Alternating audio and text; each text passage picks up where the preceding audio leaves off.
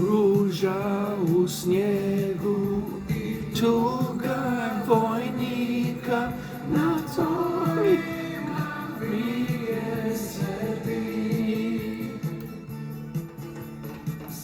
I better cut that out. I don't know if that'll be a copyright thing. Welcome back to another video. Just checking out some Croatian music. Just making another playlist for my mother. It's something I've been doing for years. Looking at some old Croatian songs, and as I was doing that, I was reminiscing about some of the songs and stuff that I was hearing as a kid when my parents were playing this stuff on the record player. As some of you know who have followed the channel, I was born in Croatia but immigrated to Canada as a toddler, and I am here still. And but that's my ethnic background, and I'm proud of that. And I still check out some of the music, even though most of it I don't know. I've lost track and lost touch because I haven't lived in Croatia for forever, but I have visited there. And this video will be, it's a relevant fact. One of my Croatia trips, my first solo trip back to the homeland as an adult, is part of the story I'm going to tell today, and it is something personal and revealing that I'm sure you can see from the title of the video what it's going to be, and it relates to a couple of more recent videos I've posted, so check those out as well, maybe after this one, or even look at those first and then come back to this one. But yeah, it was an interesting time in my life. It was I was in my late 20s. I won't say exactly how old, I'll just say 28, 29, maybe pushing 30. or no, it was, yeah, I'll say between 27 and 29 is when this happened. And it was a very exciting and interesting time. Like, as I said, it was a time where I was finally coming out of my shell after having not really done much with my early 20s. Not that they were that bad. I was still doing some things that I enjoyed. I was playing hockey, and I was enjoying other things, nerding out on certain things. And just so when I started working in my trade and working at the locksmith shop. So yeah, I was just kind of keeping to myself for the most part, but it was really when things got interesting and when I decided to make some changes for the better and actually live a more exciting life, get out there into what I call adventure land, where you go out and interact and make friends and make memories and do stuff to create situations, to create stories that you can tell for the rest of your life. And I had that realization that I wasn't making any exciting memories really in my early 20s. When I was 24, that's when kind of the journey started, maybe 23, 24, when I decided, well, I'm a young man, I can't be wasting my years just being bummed out and lazy and just doing the bare minimum in life. So, and I had really had zero success with the ladies. I had nothing going on. And high school, I was not good with women. I never had any prospects or any even small chance of dating somebody in my late teens or early 20s. Just wasn't happening. I was having fun playing hockey and stuff like that, and I started going out to the bar a little bit, but in my early 20s, I was still really shy and nervous, and I wasn't a good wingman or a good guest or friend or sidekick or drinking buddy, because I wasn't very social, fairly antisocial, especially in crowds and stuff like that. I didn't think I really belonged in bars and clubs and all that, even though at the time those were the places to be seen, to meet people, and they were very popular. Almost everybody was doing it in the late 90s, early 2000s. So I was just quiet, timid, shy, didn't really know what to do, didn't really have confidence in myself and anything I was doing at the moment. It was like shortly after I knew my hockey career wasn't going to work out. And so I went into kind of despair in a way. I was kind of stuck. I knew I just had to work for a living, and didn't have much other than that going on. And then I decided, yeah, just like, I don't know what made me kind of change quickly, but I decided to get out there and be a bit more social, and started going out with friends more when I was invited. And I discovered, stuff online as well, some personal development stuff, self development, and then um, that kind of led me into like some of the pickup artist stuff, which, in retrospect, a lot of it was not something that I would get too into again. It had its time and place, and there was definitely things I learned from there that helped me. It helped me at least get out there and have something to say and have some sort of strategy, and just a guide, like training wheels is what it was. So when I approached women, I could at least had something to say, whether it was a shtick or not.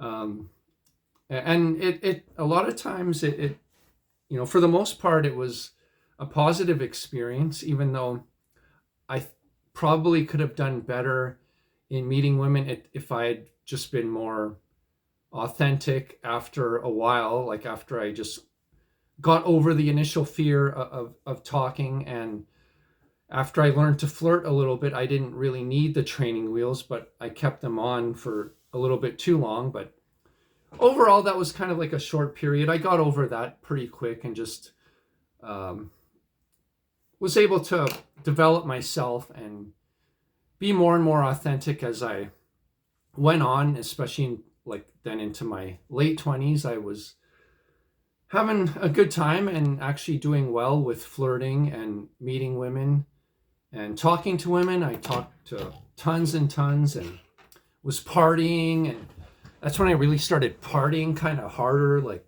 was doing the Thursday, Friday, Saturday night, like the triple header, getting pissed every weekend.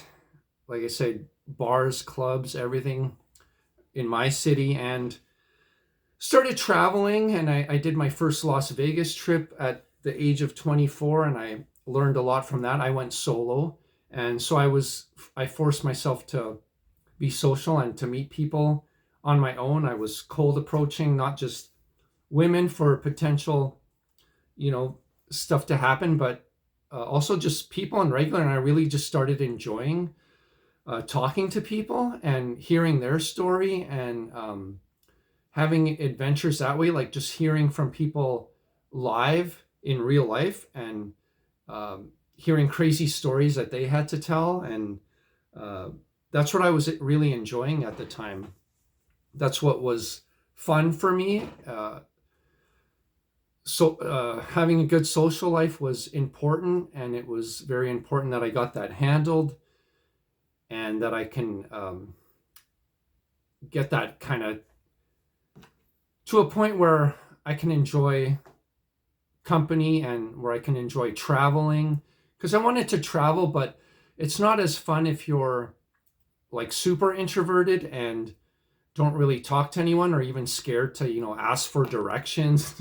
This was before Google Maps and stuff like that. So you kind of had to, especially solo traveling, you had to really not be afraid to engage with people. And I had fun like the whole time. I was got the hit the travel bug, or got the itch for travel, and like I did Vegas, and then like went to Vancouver and places like that. And then finally I decided to take a bigger risk and go to Europe by myself, which was which made me nervous but also excited. And I had actually talked to a friend that had gone backpacking in Europe in the past and told me that I'd have the time of my life, and I'd definitely be missing out if I didn't do it. And he strongly encouraged me to do this trip. So at the time, it was like I was still a virgin, even though I had gotten a lot better at talking to women, and I had been on probably a couple dates at least, maybe more. I don't remember. We're talking like almost 20 years ago. So yeah, this trip was around 2007, 2008. And the plan was to go back to my homeland of Croatia to visit family. Most of my family lives there. But I also had this secret mission, and that was to lose my virginity finally, because that was something that was bothering me, and I felt like that was something that just needed to get out of the way. And at the time, being in your late 20s and still being a virgin was sort of rare. At the time, it isn't now. You know, we live in a different world where if I was 28 years old now and in that position, I would be like a common person in their 20s, just a regular struggling average Joe trying to get laid for the first time, which is where a lot of guys are at. So if you are younger, if you're in your mid or late 20s or even 30s, if you're still haven't lost your V card, or haven't got laid yet, just maybe let me know in the comments, see if I can respond and give you some quick advice in the form of a text or something. But yeah, I had this mission, and even though I'd gotten much better at talking to women, I still didn't know how to make the sexual interaction happen. That was still something I was not good at. Maybe I was a little bit awkward still at the time, trying to do the physical escalation part, making the moves and all that. And I felt like if I had a different way of just achieving that and getting it out of the way, that I would relax more around women, and that cloud wouldn't be over my head, and I wouldn't be as nervous. It would be like a weight lifted off my shoulders or something. So this feeling I had and this desire to lose my virginity coincided with this desire for adventure and travel. And I had done a plan where I would go to several countries, and that's what a lot of the advice I got from previous backpackers around Europe would say.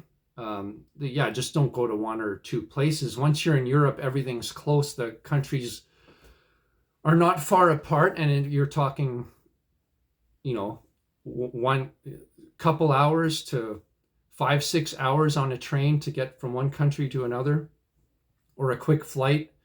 They're super cheap within Europe.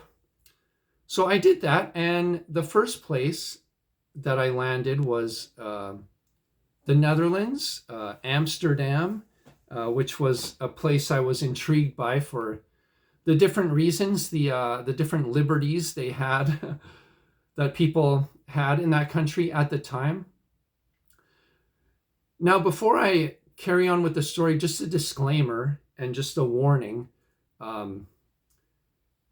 Check the laws in your state or in your country before you attempt what I'm about to tell you I attempted.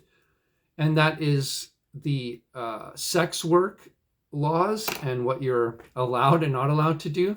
And I'm not endorsing this type of activity. I'm not really even recommending it. I'm just telling you a story and letting you decide. I don't even know what the current laws are in Amsterdam, if prostitution is legal or not. But it was perfectly legal at the time. So I had committed no fouls or broken any laws in this story, just so you know. But to carry on, so I'm in Amsterdam, and I did the whole hostel thing, which was super fun. You know, as some of you who have done it before, you meet people from all over the world, and a lot of people from Australia for some reason. Aussies love to travel. So I had, you know, I could make like a 2-hour video on all the other adventures I had in Europe, the nightclubbing, the bar hopping, the sightseeing, the people I met, the stories, the interesting things I seen on my travels.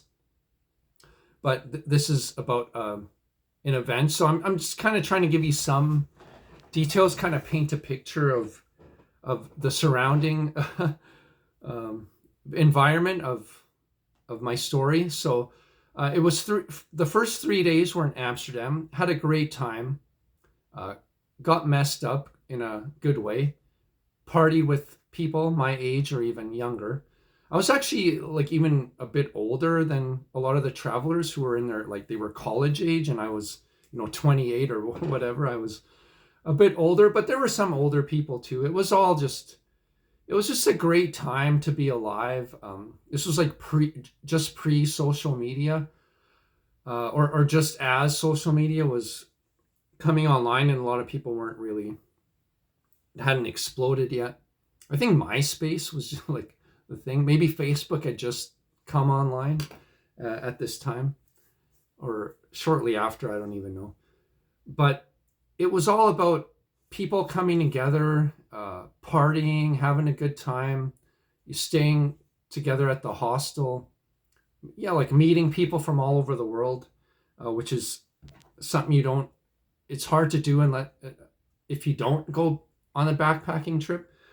So I had fun in Amsterdam the first 3 days. Now, I didn't lose my virginity to a red light district girl in those 3 days, because I had 3 more whole weeks of Europe planned. And then on my way back, before I took the flight back to Canada, I had a layover in Amsterdam, which was a whole day, almost a 24-hour layover. Actually, it's like maybe 18, 19 hours. So I did not get laid in Amsterdam. I went on a train for the first 3 days. I went on a train, and the next stop was Germany, where I went to Berlin and a few other places. Repeated the same thing, met up with a bunch of people from the hostel, took tours around Berlin, tried some of the food, the drinks, went to the bars, the clubs, had a great time. Done, off to the next one, which was Prague in the Czech Republic. Took the train there, met some cool people on the train that were staying in Prague, so hung out with them, and then met some more people at the hostel. And I was only in Prague for 2 days, so I wish I'd stayed longer there. It was quite the place. And then after that, it was the train to my homeland of Croatia, where I was staying with family for the next couple weeks, as well as venturing off on my own to the Adriatic coast, to the more touristy areas, the beaches, and the most beautiful parts of Croatia. If you don't know, Dubrovnik, Split, all these places, the island of Hvar, a few other places. And like my family mostly lives in Zagreb, the capital city, which is not on the coast. It's the big city in Croatia. So I was there for about a week, hanging out with family. That was fun as well. That was interesting. These are people I hadn't seen in maybe 15 years, 16 years up until that point. I was like a young teenager when they saw me, and then I'm a grown man, like pushing 30 when they saw me when I came back. So interesting. Aunt and uncle and uh, cousins that I had there. We hung out, and it was very cool to catch up with them and see them after so long. Then I ventured off on my own to the islands and the beaches, and I stayed at another hostel in Split, Croatia. And there was this new hostel that just opened, and I was like the first ever guest there. And I still keep in touch with it's two Australian Croatian girls. They're from Croatia, but grew up in Australia, and they'd moved back to Croatia to start this hostel business. And I'd met them, and I was the first ever guest, and I still keep in touch with them to this very day on Facebook. Even though I think they've gotten out of that business. I think they're back in Australia, but they lived in Croatia for quite a while.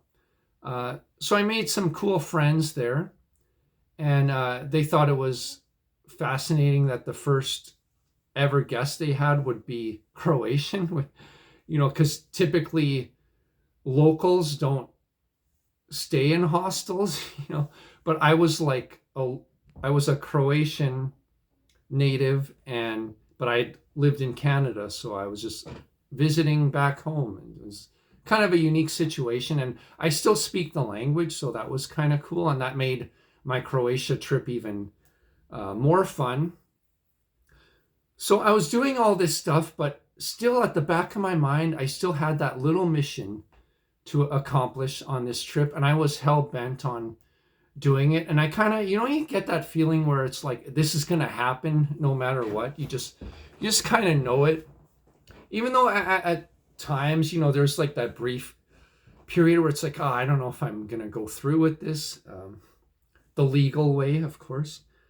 But I was open to, since I was going out a lot and going to the bars and clubs and stuff, I thought it would be ideal, and it would make a much better story if I had gotten laid just by meeting like some tourist girl or something. And I did meet a few of them, but nothing really escalated to that degree. And it was partly like my inexperience at the time. I didn't know how to kind of move things forward. I was still very new to the game, so to speak. And this is, I would improve upon this in the years that followed. I would get a lot better at hooking up and meeting people, but I was still young and naive, and still like had that bit of shyness and uncertainty. So it didn't happen for whatever reason, but I had a great time in other ways. Just meeting people and partying was good enough, and I wasn't that concerned with getting laid. And just beautiful women everywhere. I'm sure some of Croatia is just like, it's just bonkers. It's ridiculous, the the beauty standards there. Some of the women are just insanely gorgeous. And I did go back to Croatia 3 years later, and that was a different experience. But anyway, so this trip still, so I'm in Croatia, and then doing the thing on the coastline, and then back to Zagreb for a couple last days with my family. And then I was to fly to Amsterdam from Zagreb, and I would arrive in Amsterdam at late afternoon. I believe it was a Saturday. And the plan was to check into another hostel, which I did. And I was only there for a day. So, and I was supposed to be back home in Canada in like the next 24 to,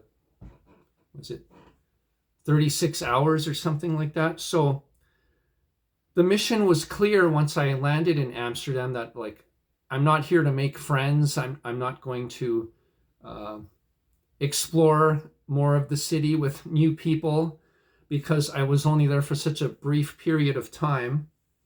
I just needed to lose my virginity and go home, and that was the plan. So I knew where the red light district was, and for my initial 3 days there, and I had gotten a hostel on purpose close by. When I looked it up online, I'm looking like close to the red light district. So I found a place and just went out walking around. Once I checked in and got settled in, I walked around for that afternoon. And I think I'd gotten something to eat by myself. It's kind of like a lone wolf, kind of a loner trip that last day. Then I think I went back for a little nap because for some reason I wanted to accomplish this little mission later in the night for some reason. And I'm not sure exactly why, because I had to leave in the morning, not too early. I believe the flight was at like 11 a.m. leaving Amsterdam to fly back to, and it was actually crazy. It was a direct flight back to Edmonton, which was kind of wild for back then. It was an airline that doesn't even exist anymore. I think it was Martin Air. It was a Dutch airline. Now it's KLM, and I think they fly direct from Calgary or Toronto for sure. So I had this flight ready to go, and I could have done it earlier, but for some reason I waited and I was hanging out at the hostel. And then I had gone out at about 9, maybe 8:30, 9 p.m. It was like a nice evening, and I just thought I'd walk around. And, there's like the canals and stuff, or I don't know what you call those, like where people are canoeing and stuff. So I was checking some of that out. And I'd actually went on a little bike ride just because it was something I missed on the first go around. It's like a touristy thing. They say, oh, you have to like ride your bike around Amsterdam. So they have these like bikes that are basically free. They're just everywhere. You just pick it up and then you just leave it somewhere for the next person. Like a ride share thing, like one of the original ride share programs, except there were no smartphone apps. So I did that, and it was getting late, and I decided I might need a little bit of liquid courage before I do this mission at the red light district. So I went to this pub, and this is kind of an interesting subplot to the story. Went into this pub that was kind of quiet but very nice inside, and the vibe was very friendly. When I got in there weren't that many people in there, and I sat like right at the bar, and there was like a cute Polish girl that was the bartender and a couple people around, and it was during the World Cup, and we were talking about soccer with this English gentleman that was sitting at the bar, not right beside me, but like a little down the bar. And, I told him I was from Croatia and cheering on my team and stuff like that. And he was, Englishman, of course, for England. We started talking about soccer and stuff like that. And I remember this guy's name was Steve. And I was talking to him about Canada, like what it's like there. And he was telling me stuff about the UK and how, if I go visit, here's the places I should go. Here's the bars and restaurants. And he was telling me all about London and how London was and all that. And he buys me a round of beers. And there was this other girl there that was like the sister of the bartender. And so he buys me and her a round, and we're talking. And then, whatever, half hour, 40 minutes goes by. He's like, I'll get another round. Do you want another one? I'm like, okay. So I'm like 3 or 4 drinks in. I'm like, well, I'm feeling starting to get a buzz going. I still got this thing I got to do tonight. But I was having such a good time with these people. They were so nice, and we were having such a fun conversation, and we were all getting tipsy and drinking. And it was getting later and later. So I was like, oh my God, what do I do? Do I hang out here and abandon the mission and see where this goes? Maybe I can get something going with the sister. And the drinks just kept coming. And I'd lost track of time, and I was like, oh shit, like what is going on here? I need to like get my head straight. So I'm like ordering water, trying to like sober up. And Steve is still there, and he's still trying to buy me more. And I think I like gave in and like, okay, well, I can do one more. I think I was drinking Corona. After a while, I switched to a lighter beer.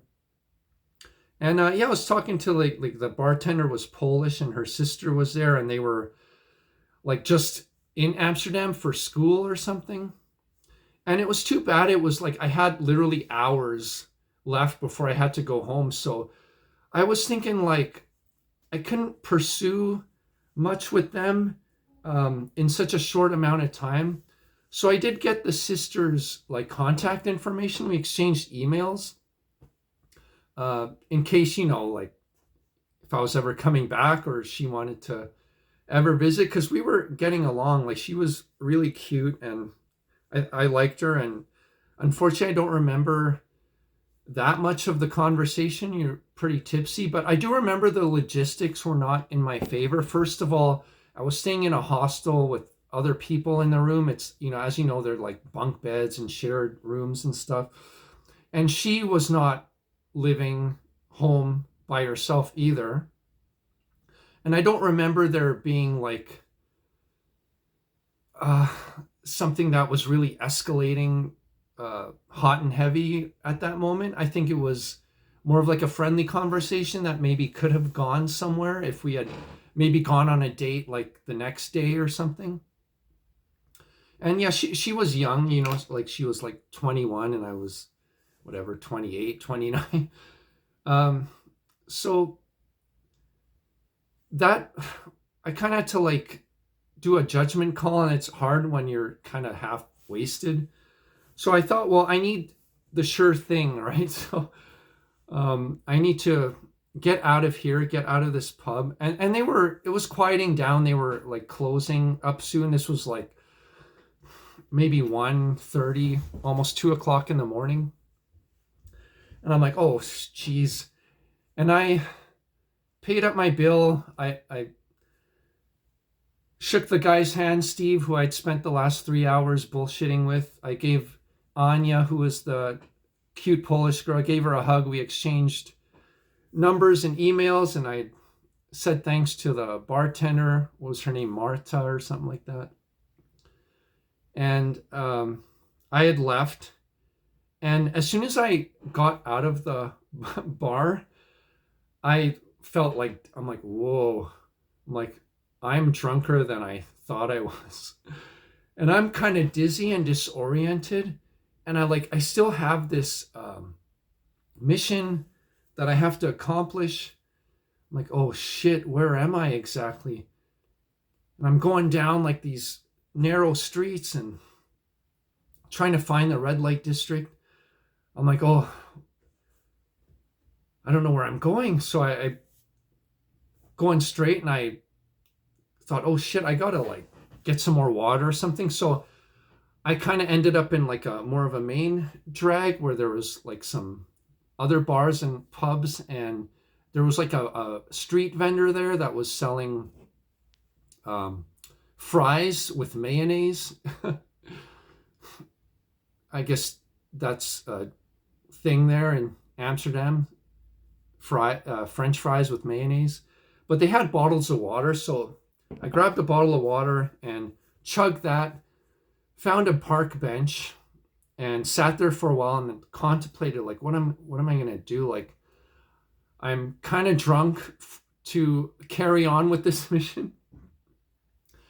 So I thought, well, no, it's like I can handle it. It's 2:30 in the morning. Red light district goes all night. I can still get back to my hostel by 3 or 3:30. Get a couple hours sleep, whatever. So I go down back in the direction that I remember the red light district being. And I started feeling better, sobering up a little bit. And but I thought, well, I need to get this done quickly. Need to lose my virginity before the night is over. So I walk past. There's this, and if you know the red light district, they're in the windows. It's like window shopping, and some of them are um, kind of like they try to entice you by like doing sexy poses or blowing you kisses or doing the come here thing, like and turning, bending over and all that stuff, trying to get a rise out of you to get you going so you can you know so you can partake in their services. And I thought I didn't have time to really shop around too much. So there was this cute one that I saw that was blonde, and she was dressed like a cop, and she had uh, bodacious tatas, as you can see. They were fake, and I can even tell. Like I'd been to strip clubs before this, so I have some contact with the female form before this, and I thought, okay, she'll do, right? She seems fun, and it's kind of a bad judgment call on my part, and there's no way of knowing, but she kind of. So I went in there, and as you know, it's like you pay, and it's like a very small amount of time, and it's very restricted, and it's all very safe. Everything's covered up. You got to wear your PPE, your protective gear, when you're doing this, which I don't mind. I want to be safe as well, protect myself. So we kind of get hot and heavy, and I don't know how to keep this PG, but I had my hands on her silicone assets, and it was the first time I'd ever felt like something like that in the nude, like a real boob, naked with my naked hand, and it was very exciting. And we were, kind of close together, I guess you can say. And she was manually stimulating me, and okay, well, yeah, this is like the tough part to talk about, but let's just say I got a little overexcited, and I had fired off a couple shots early before before the actual main event took place. And I thought, well, this is what did I do here? Did I mess up? And when I thought back to it, I'm like, nah, she kind of took me for, I don't know if she sensed I was inexperienced, or maybe she could tell I'd been drinking or something, and she just kind of took advantage. And she had really aggressively, manually, um, she was pumping my tires, like pumping my tire very aggressively. And while I had other stimulation going on with the breasts and all that, maybe some kissing and all that, and I had just lost control, and my cannon went off, and my grenade exploded, and that was it. And I was like, oh man, I thought, oh my God, is this how this story ends? This doesn't count. I'm still a virgin, and the time limit is up, and she needs to get paid, and I need to get the hell out of here. And I was like, oh shit, this is not cool. So I'm like, God damn. And I left there, and I was like, what do I do now? And I still had like my water bottle. I had like a little bit of water left. And I'm like, well, I guess that's it. I guess I just gotta go home now. And this pathetic showing and this unfortunate ending to this, where, and it's the problem with drinking too much. At the moment, I didn't know if this was my fault or if this was her not being a very good worker, not working with me, trying to get rid of me quickly, taking advantage, trying to get money for the least amount of work possible. So I was confused more than anything. And I'm like, well, I guess that's it. I guess it wasn't meant to be. And I start walking back to the hostel. I'm drinking my water.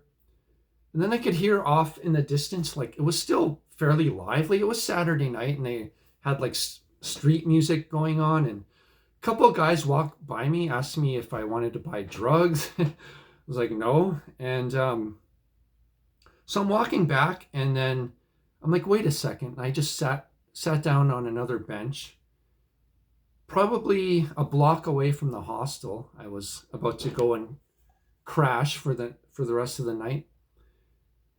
I'm sipping my water, finish the bottle off, and I'm like, no, this story doesn't end like this. I can't, I gotta go back. I'm going back. And thankfully, I was young and virile, and I had more bullets in the chamber. I just needed some time to reload. And so about 20 to 30 minutes after event with the cop lady, with the blonde police officer, I'd gone back to the red light district and I'm window shopping again. And this time it doesn't take too long. I see a gorgeous girl who turned out to be Greek, long dark hair, darker kind of olive skin complexion, very attractive, kind of like a little bit bigger hips, but nice, you know, in a good way. And voluptuous, you know, and thought, okay, well, I'm not going to waste, I don't have all night to do more window shopping. She'll do. And she had a very warm presence to her, very nice smile. She looked at me and I looked at you, you looked at me. And it was on right away. She opened the door and I went in, and we all knew what wanted to get down to business as soon as possible. And yeah, it got it going. And this, you know, I was able to rise to the occasion right away. And that's the advantage of not being sexually active, but yet having a high libido for years and years. You've been practicing for this moment, and I was ready to go. And it was very, you know, basic, simple stuff that you pay for in these places. You know, it's very controlled and regulated, so there's most stuff they don't allow you to do. But it went fairly well, and it was fun. And you know, I'd still been drinking a lot. I wasn't completely sober, and she kind of knew that, but she was understanding. I was sober enough, and I had my faculties, and I knew what I was doing, and I was able to perform, and wasn't really nervous about it at all. It just kind of went easily. It was kind of like automatic. Like I just knew what to do. Step one, step two, you know, it's just like I didn't really even have to think, or there wasn't even a moment it's like, oh my God, this is it. I'm going to put it in this first time. Oh my God. It was nothing like that. I was like, yep. It was all matter of fact, like, here we go. This is what we got to do. Boom, boom, boom. And then we did it. And then I got like this nice actual compliment from her that like I didn't even realize that I was a little bit gifted down there. She's like, you know, you're a little bit bigger than the average, so that, like, to go a little bit slow at first. I was like, really? Seriously? I didn't know I was that big. I've been watching too much porn where all the guys are, you know, at least a little bit above average. So I didn't know I was like that, but I guess the average man is smaller than the average porn man. But that gave me a little bit of a self-confidence, you know. So I got that done, and we actually chatted for a little bit afterwards. And she was very nice and talked about her plans. And she was a student in the university there, and she was from Greece. And no, we did not do Greek. You know, she's from Greece.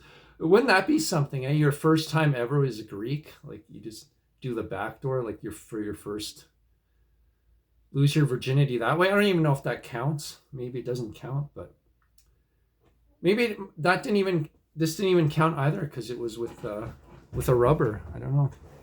But anyways, I got it done. I got laid, and it was with a professional, but it was legal, and it was something I was happy with at the time. You know, I was glad that I did it, and I wasn't overly like excited. And then like I went back, and like probably 3:30 in the morning, I was back at the hostel, and I was just so exhausted. I had, you know, popped off twice and been drinking and been awake for probably 18, 19 hours. And so it wasn't too hard to fall asleep. Got up and was a little bit late for my flight. Almost ended up missing my flight, which was also another story. But turned out there was technical error with the plane. So just by coincidence, I didn't miss my flight just because of that. If the plane was on time, I may have well missed my flight.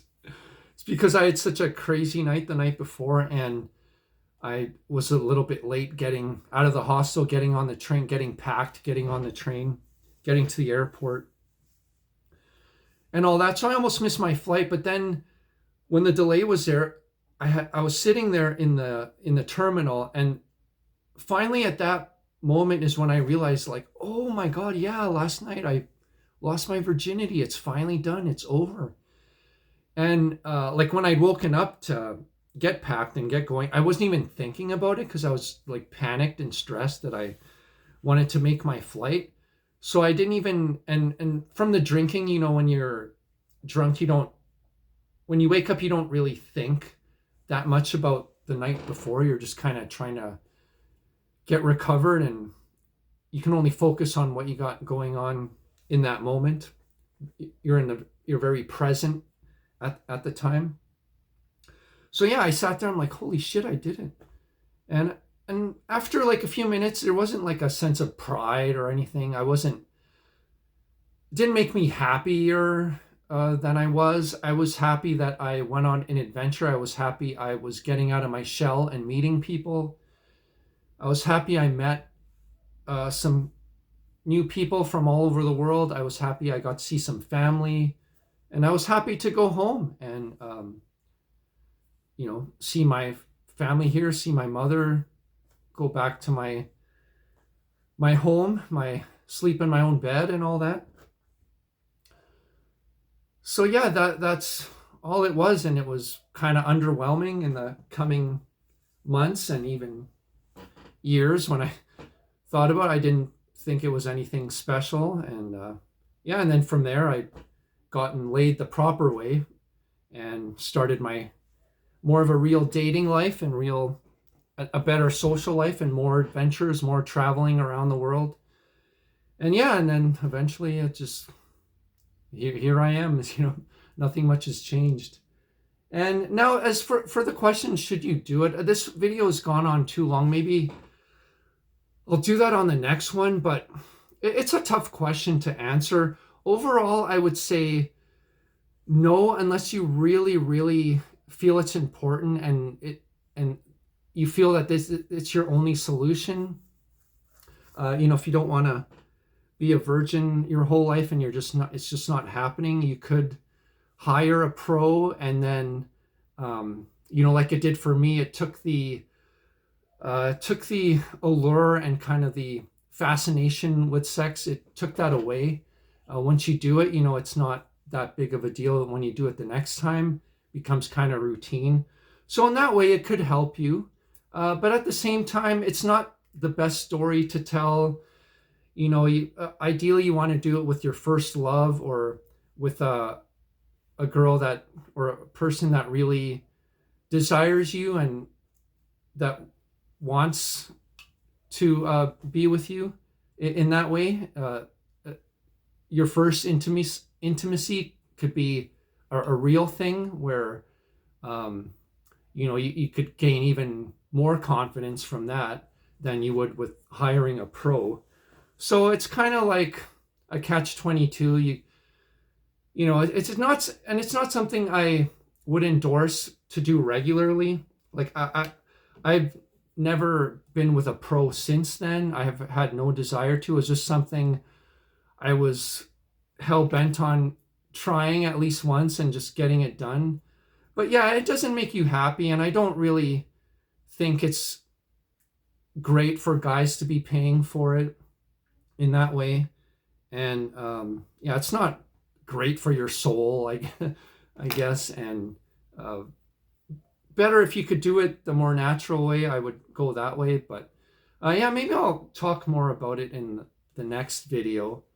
If that is not good, maybe that's good enough of an explanation. But anyways, this video's been long, probably a lot of details that didn't need, but it's just fun to, I like talking about this trip, and it was the time of my life, and there's, like I said, I could talk for 2 hours about the other stuff on the trip, and had many travels and adventures since then.